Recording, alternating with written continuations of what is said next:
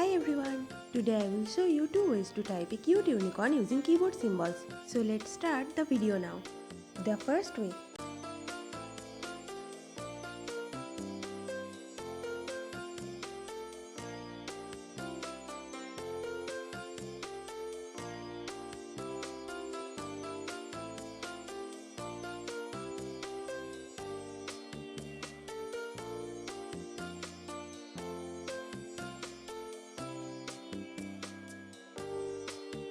The second way.